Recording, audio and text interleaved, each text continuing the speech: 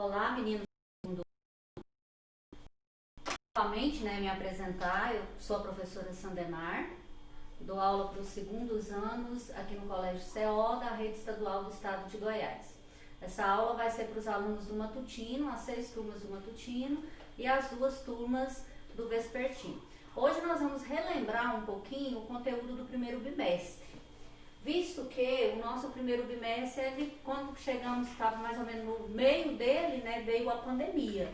Então deu para a gente ver algumas aulas presenciais, se tratando de literatura, que o nosso vídeo hoje é voltado para literatura. Na pandemia, nós não deixamos de trabalhar o conteúdo, mas foram atividades que foram enviadas para vocês. Então, antes de eu entrar, de eu explicar o conteúdo do segundo bimestre, que é o realismo, naturalismo, que vocês até já fizeram algumas atividades também, eu achei por bem a gente relembrar um pouquinho o romantismo, pelo menos os autores em destaque no Brasil, os autores brasileiros. Visto que nas aulas presenciais a gente trabalhou as características, conversamos sobre as características e separamos também, não sei se vocês se lembram, os livros literários que nós separamos em grupo. Então, naquela aula sobre os livros, eu acabei falando um pouquinho também sobre os autores, sobre o contexto histórico do romantismo, tá? Então, vamos lá. Romantismo, autores brasileiros. O que nós temos que ter em mente? O que tem que ficar enfatizado para nós? Romantismo é a escola literária dos sentimentos, é a expressão dos sentimentos, como também a liberdade de expressão, Foi onde os autores brasileiros começaram a ter essa liberdade de expressão. Uma característica desse período é a não preocupação com a métrica, com a forma. Então, quando se tratando de poesia, os autores eles foram mais livres para poder escrever nesse sentido. Nós podemos dizer que essa literatura, ela é a literatura que já tem um caráter realmente brasileiro.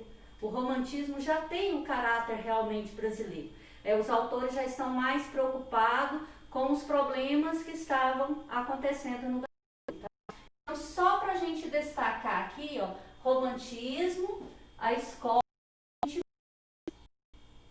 a expressão do sentimento, expressão de liberdade. Expressão de liberdade.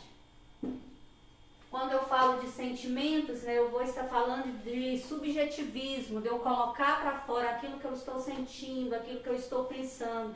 E quando retrata a questão do subjetivismo, uma das características marcantes desse período também é o individualismo, escrevendo sobre o individual de cada um, tá? Então, para falar dos autores brasileiros, eu vou separar em poesia e prosa. O romantismo no Brasil foi um período literário bem extenso, ele foi dividido em 3 gerações. Primeira geração, segunda geração e terceira geração. Seriam várias aulas se a gente tivesse com as aulas presenciais só para tratar sobre esse assunto. Na verdade, tem um bom tempo que eu não dou aula para segundo ano, foi até que eu falei com vocês no início do ano. Passei um período na gestão, depois peguei só terceiro ano. Mas é uma parte da literatura que eu mais gosto. Quando nesse ano eu tive o prazer de ficar com o segundo ano, eu já me apaixonei logo por causa do romantismo. É muito bom estudar esse período literário, quando a gente pode pegar ele lá desde o começo. Ver também, embora a gente vai falar aqui sobre os autores brasileiros, mas tem os autores da Europa que se destacaram, igual Victor Hugo, com a obra Os Miseráveis. É uma obra assim, muito boa, geralmente eu peço para ler. Os autores portugueses, Camilo Castelo Branco, Júlio Diniz e vários outros. Mas nós vamos nos atentar hoje para os brasileiros, tá? Até mesmo porque depois nós vamos fazer um paralelo entre essas características do romantismo, até mesmo essas características desses autores, com os autores do realismo, que a gente vai ver que é o oposto. Então, por isso que não dá para eu entrar numa aula falando sobre o realismo, sem parar um pouquinho para discutir sobre os aspectos do romantismo, tá? Então, nós vamos primeiro pela poesia. Nós tivemos uma aula presencial só falando sobre isso aqui, em prosa. Não tem como eu estudar literatura, que é a arte da palavra, sem saber o que é poesia e o que é prosa. Nós já conversamos, vimos que poesia são os textos estruturados em versos e estrofes, e vimos que a prosa são os textos estruturados em parágrafos. No caso do romantismo, um gênero textual que destaca aqui na prosa é o romance. Mas não é só o romance que nós temos em prosa, nós temos as crônicas, os contos, as fábulas e todos aqueles gêneros textuais que nós já vimos em sala de aula, né? Nós tivemos uma aula também voltada só para os gêneros textuais. Então vamos lá na poesia, que são os textos estruturados em versos. Esses versos podem ser estruturados em estrofes, como também esses versos podem ou não ter rima. Geralmente o aluno pergunta assim, professora, mas tem que ter rima? Pode ter rima, não pode ter, vai do autor que está escrevendo, né? Ele que vai definir o seu estilo. Inclusive aqui no romantismo, nós já temos alguns autores que não preocupam tanto com essa metrificação. Mas também nós temos autores que escrevem sonetos, que já tem que existir toda uma forma e aí por diante. Então vamos lá, a poesia ela foi dividida em 3 gerações. A primeira geração, ela é conhecida como a geração nacionalista, indianista. Nessa geração, nós temos dois autores em destaque, que é o que nós vamos ver aqui. Nós temos o Gonçalves Magalhães.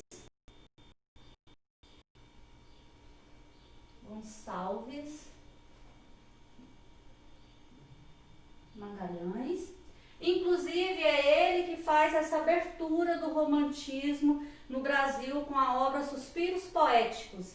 Se a gente pega o marco inicial do romantismo no Brasil, voltado com a poesia, com Gonçalves Magalhães, com a obra Suspiro Poético. E nós temos aqui também, retratando essas características, falando da nacionalidade, da questão do índio, da exuberância da natureza, nós temos também Gonçalves Dias. Como esse Gonçalves Dias tem uma poesia muito conhecida, que é a Canção do Exílio. Qual que é o aluno que nunca fez a interpretação da Canção do Exílio?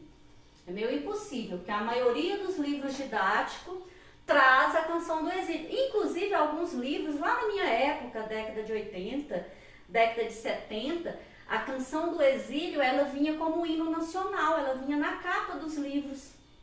Às vezes você pegava um livro de português e tinha a Canção do Exílio. Minha terra tem palmeiras, as aves que aqui gorjeiam, não gorjeiam, vamos lá. Acho que a grande maioria já deve ter visto. Não é possível que é só eu. E temos, na primeira geração foram esses 2 autores, tá? Na segunda geração, a segunda geração ela já é chamada da geração ultrarromântica, a mal do século.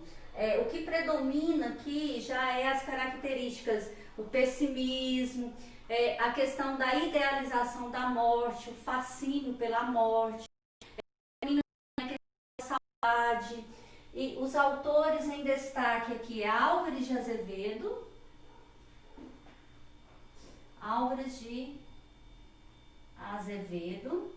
mais voltado às poesias dele, as características marcantes eram o pessimismo e essa questão do fascínio da morte, tá? E temos aqui também o Casimiro de Abreu, que já escreve temas mais brandos, voltado para a saudade. Até tem uma poesia dele que é Meus 8 anos, que ele fala da saudade quando ele é criança, que ele tem vontade de voltar e etc. Então aqui há um misto desse mal do século, um misto de pessimismo, com morte, com saudades, são as características marcantes. Vamos até olhar essa palavrinha aqui, ó, ultrarromântico, ultrarromântica. Ultrarromântico ou ultrarromântica, até 2009 era uma palavra que era separada por hífen. E com com a mudança do acordo ortográfico, né? Essa palavra é uma das palavras que perdeu o hífen e acrescentou um R. Então hoje ela é escrita assim mesmo, tá? Com esses dois R's. Mas se a gente pegar livros de literatura e antes de 2009, a gente vai ver que ela vai estar separada por... Depois veio a terceira geração, que foi aquela geração, já eles fizeram aqui, organizou as poesias que tem mais um caráter social, libertário. Ficou conhecida como a geração também condureira. Por quê? Esse que vem de condor, de liberdade.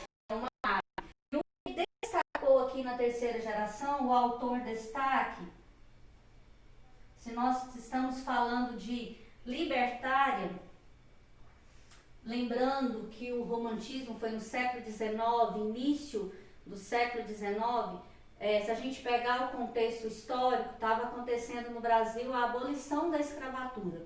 Então, por isso que entra essa característica para falar dessa questão social, dessa liberdade.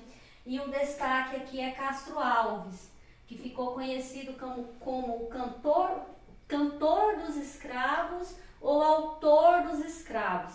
A obra dele em destaque foi Navio Negreiro.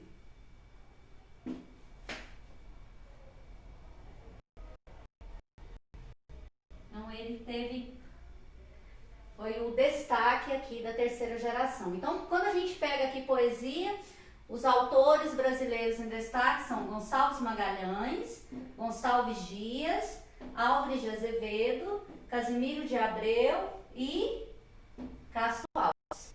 Tá? Para a gente pegar o livro didático, depois vocês podem retomar o livro didático e também as atividades que a gente já fez lá no primeiro bimestre. Tem muita coisa para ser vista sobre esses autores. Hoje a gente só está relembrando o nome deles e as suas obras marcantes, bem como também as suas características. O romantismo, nós vimos a parte da poesia, agora que nós vamos para a parte da prosa. Como eu falei para vocês em prosa, que é um texto separado em parágrafo, o gênero textual em destaque aqui foi o romance, que na verdade aqui no início do século XVIII, as obras começaram a ser publicadas em folhetins. Então esse romance vinha em folhetins. O que eram folhetins naquela época? É como se fossem as telenovelas. Então foi quando teve a questão da imprensa, né? A primeira imprensa no Brasil, a chegada da família real. Então o que os autores faziam? Eles escreviam capítulos e iam publicando nesses folhetins. Por isso que eu falei no início que o romantismo no Brasil é a primeira escola literária que realmente tem um caráter brasileiro, que tem um caráter nacionalista. Porque os autores, eles começaram a escrever mais sobre as coisas do Brasil e as próprias pessoas do Brasil começaram a se envolver mais com a literatura. E o folhetim foi esse marco. As pessoas começaram a se interessar mais pela leitura. O marco inicial da prosa no Brasil foi Joaquim Manuel Macedo, com a obra Moreninha, que é um romance urbano. Quando eu falo de romance, o gênero romance, ele é dividido em 4 tipos. Nós já vimos esses 4 tipos nas aulas presenciais também.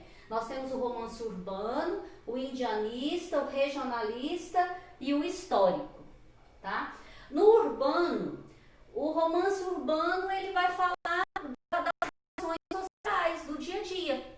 Por isso que fala urbano, dos problemas da cidade e assim por diante. Como destaque teve Joaquim Manuel Macedo, até que foi no início, com a Moreninha, e José de Alencar com Senhora. Então as 2 obras em destaque do romance urbano, a Moreninha, de Joaquim Manuel Macedo, e Senhora, de José de Alencar. Inclusive, esses 2 livros estão na lista de livros literários que era para termos lido, né, no primeiro bimestre e ter feito seminário, mas infelizmente com a pandemia tivemos que parar. Indianista, o romance indianista. O romance indianista já é aquele romance voltado para a essa da cultura e dos costumes indígenas. E eu conversei com vocês em sala de aula que no romance indianista ele mostra o índio como herói. Ele apresenta o índio como herói. É essa uma das características. E o que nós temos em destaque, as obras aqui que a gente pode colocar como destaque, é Iracema e o Guarani. Ambas as obras de José de Alencar. Regionalista. Regionalista também nós temos como destaque José de Alencar, que é uma obra já mais voltada para questões regionais, porque foi tratada nessas obras a questão de São Paulo e de outras regiões do Brasil também. José de Alencar tem destaque aqui com a obra O Sertanejo